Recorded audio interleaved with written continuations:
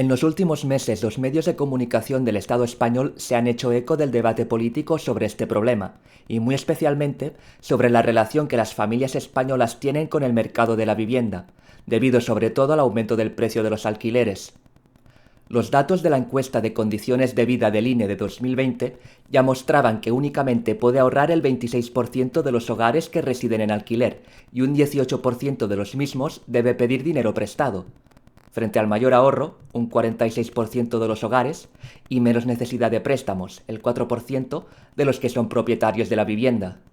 Mientras que los últimos datos de 2021 de la encuesta de características esenciales de la vivienda, también del INE, revelan que el 55% de los hogares alquilados tienen ingresos por debajo de 1.500 euros mensuales, dato que representa el 30% de los hogares con hipoteca de vivienda.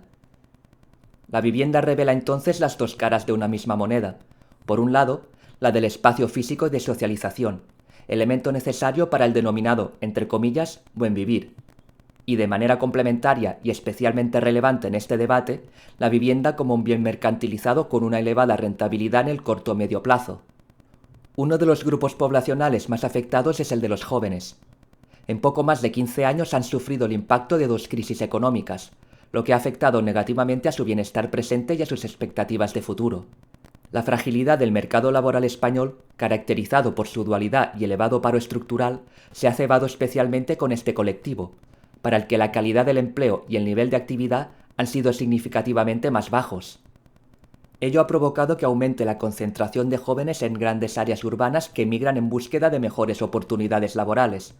No obstante, en estas ciudades los jóvenes deben hacer frente a un mayor encarecimiento de la vivienda, lo que compromete sus tasas de ahorro y dificulta el acceso, reduciendo en última instancia su riqueza.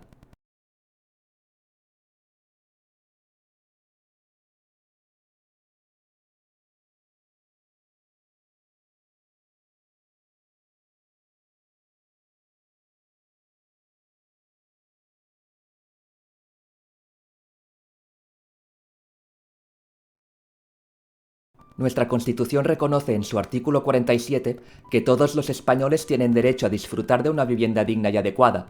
Sin embargo, y pese a la calificación de derecho, la vivienda no es un derecho fundamental atendiéndonos única y exclusivamente al lugar que ocupa en la Constitución española.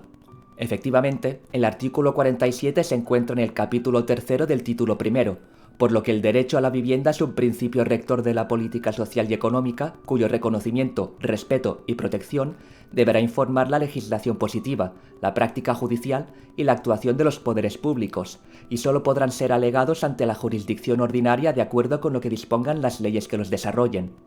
Por lo tanto, y como ya se ha afirmado, no es un derecho fundamental pese a la falsa creencia social que así lo define. A pesar de ello, la vivienda es un prerequisito para poder disfrutar de otros derechos fundamentales que no se entenderían sin el previo disfrute de una vivienda. En especial, la intimidad personal y familiar del artículo 18.1 difícilmente puede salvaguardarse cuando se vive a la intemperie. El incumplimiento del derecho a la vivienda puede afectar a los bienes protegidos por los artículos 15, derecho a la vida y a la integridad física y moral, y sobre todo 43.1, derecho a la protección a la salud.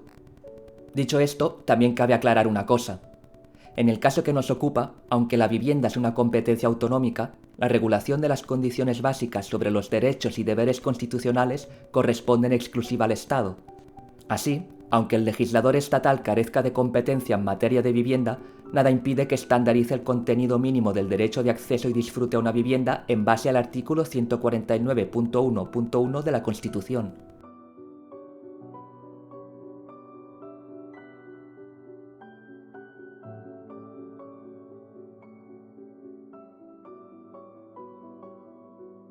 La tenencia de alquiler ha aumentado desde 2008 impulsada por los hogares jóvenes, hasta superar la media de la Unión Europea de los 27 para este colectivo, donde además destaca el peso de la vivienda cedida.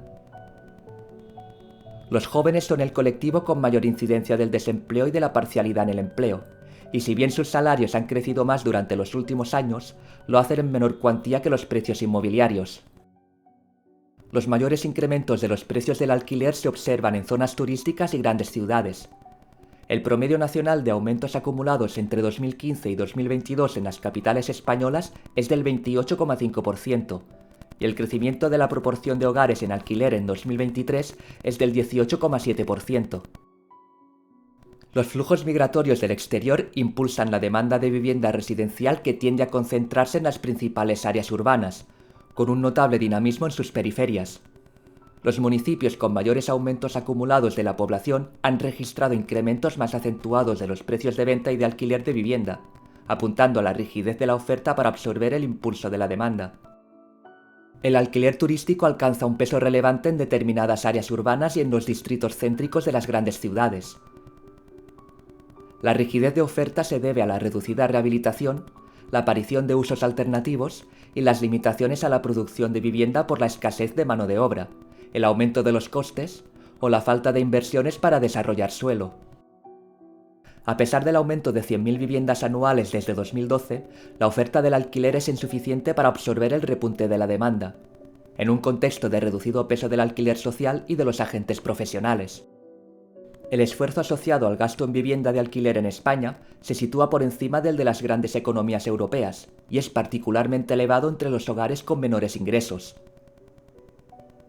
España destaca en el contexto de la Unión Europea de los 27 por una elevada proporción de hogares en alquiler en situación de sobreesfuerzo, destacando la presencia de estos colectivos en las grandes áreas urbanas.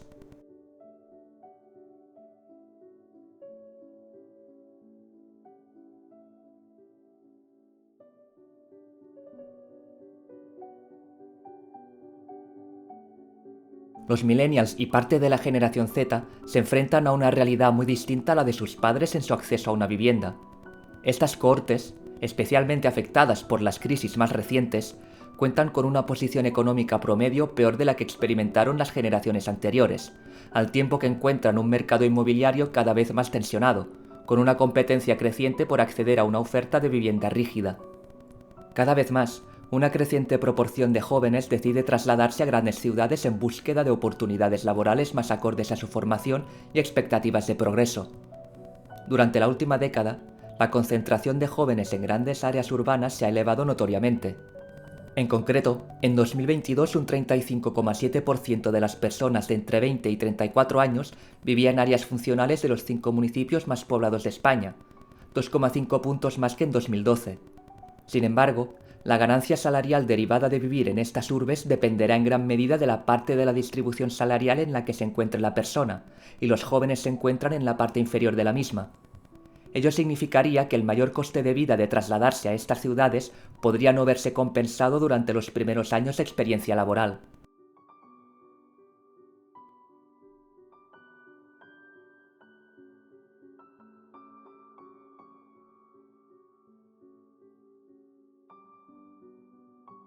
El grueso del mayor coste de vida en grandes áreas urbanas reside, principalmente, en el tensionamiento del mercado inmobiliario.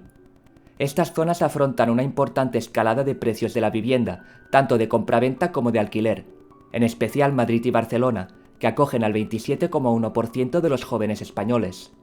Actualmente, el alquiler en euros por metro cuadrado en Madrid es un 8,9% más caro y en Barcelona un 24,6% más caro en términos reales que en 2010, cuando el salario real de los jóvenes no ha variado entre estas dos fechas. La creciente dificultad para acceder a una vivienda es por tanto evidente en las dos principales urbes españolas. A pesar del incremento en los precios del alquiler, la imposibilidad de ahorrar el capital necesario para hacer frente al desembolso inicial de comprar una vivienda propicia que la mayoría de los jóvenes actualmente opten por vivir en alquiler. En concreto, el 56,6% de los hogares de entre 16 y 29 años en 2023 según el INE. Aunque esta decisión también ha podido verse influida por cambios en las preferencias habitacionales, lo cierto es que desde principios de siglo, el porcentaje de hogares de entre 16 y 29 años que poseía su vivienda principal ha caído en más de 18 puntos porcentuales, del 47,7% en 2004 al 29% en 2023. No obstante, el esfuerzo económico que supone el pago del alquiler con respecto a la renta media de los hogares, aunque varía en cada ciudad, es mayor que el que supone pagar una cuota hipotecaria en las 5 ciudades analizadas. En general, el consenso financiero aconseja que no se destine más de un tercio de los ingresos al pago de vivienda. Sin embargo, un hogar con ingresos medios que habite en Madrid o Barcelona superará este porcentaje tanto en el caso de compra como de alquiler de vivienda. Además, En el caso de los jóvenes, estas tasas de esfuerzo son incluso mayores, al detentar un menor nivel de renta. En promedio nacional, la tasa de esfuerzo en alquiler de una persona de entre 16 y 29 años con renta promedio comenzaría a superar el límite recomendado a partir de los 30 metros cuadrados, llegando a la mitad de los ingresos en el caso de un piso de 45 metros cuadrados. En este contexto, muchos jóvenes tampoco son capaces de hacer frente al pago del alquiler, por lo que se han visto obligados a retrasar cada vez más su edad media de emancipación, que superó en 2022 la barrera de los 30 años. A pesar de comenzar a trabajar de manera estable desde los 23 años y medio, los jóvenes españoles se emancipan casi 4 años más tarde que el europeo promedio, un proceso que se ha ido agravando en la última década, más 1,6 años, respecto a 2012. Este retraso, sumado al envejecimiento de la pirámide poblacional, ha provocado que el porcentaje de hogares españoles con cabeza de familia menor de 35 años caiga drásticamente, del 14,7% en 2002 al 6,7% en 2020, según el Banco de España.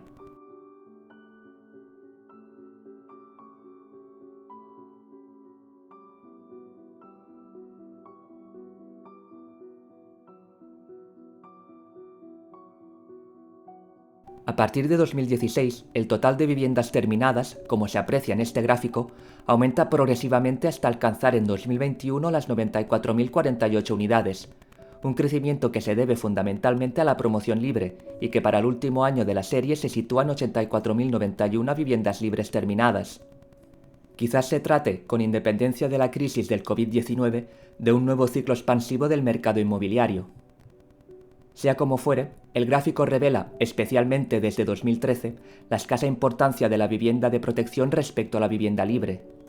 A pesar del incremento del número de viviendas que se construyen desde 2016 hasta la actualidad, los altos precios están dejando fuera del mercado los jóvenes que, debido a las características de la oferta, acuden a la vivienda libre cuando en realidad requerirían una mayor oferta de protección en el acceso a la vivienda, debido a los problemas que tienen para emanciparse, su menor poder adquisitivo y mayores tasas de desempleo. Los niveles de vivienda de protección son mínimos, y desde 2013 el número de viviendas protegidas terminadas desciende. Así, en 2017, del total de viviendas terminadas, 54.274, tan solo 4.938 corresponden a viviendas protegidas, y de igual manera en 2021, únicamente se terminan 9.957 viviendas protegidas de un total de 94.008 viviendas, lo que supone un insuficiente 10,6%. El resto, un 89,4%, son libres. Los bajos niveles de vivienda protegida tienen su origen en el suelo, concretamente en su carestía y escasez, lo que hace que los límites superiores establecidos como precio básico por metro cuadrado a nivel nacional para este tipo de viviendas sean poco realistas. Aunque la administración pública es dueña de suelo, en España no pocos propietarios privados, empresas y personas, poseen el derecho de explotación de los terrenos.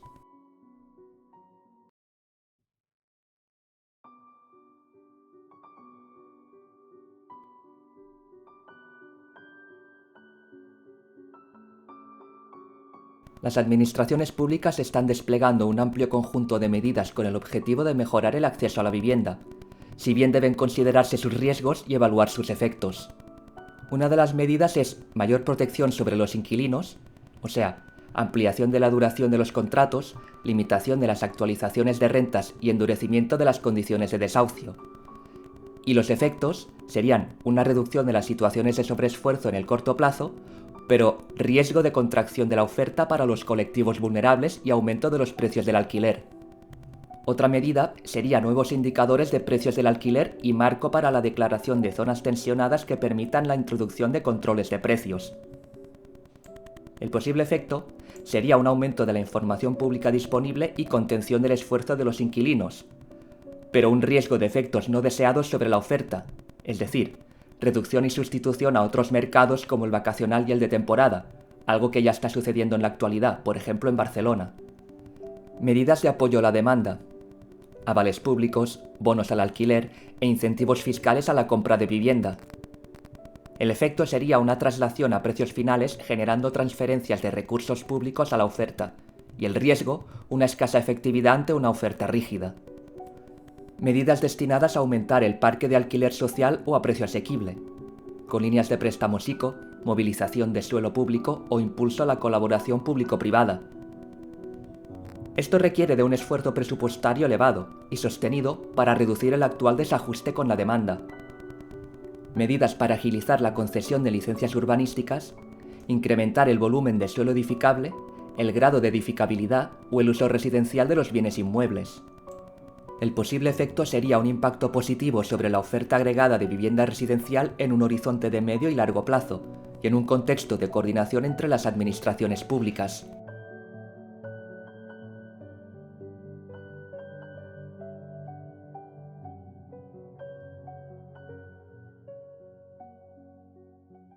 Para revertir esta tendencia, es necesario impulsar políticas públicas basadas en evidencia que fomenten la creación de empleo de calidad, la estabilidad de las condiciones de trabajo y la accesibilidad a la vivienda, especialmente en las grandes ciudades donde se concentra la demanda juvenil. Solo así se podrá garantizar que los jóvenes puedan desarrollar plenamente su potencial humano y social, y contribuir al crecimiento económico y al bienestar colectivo del país. Además, más allá de los atributos individuales de los jóvenes que influyen en el estado de la emancipación, son las condiciones de acceso a la vivienda lo que convierten al proceso de emancipación residencial en nuestro país en un problema social de primer orden.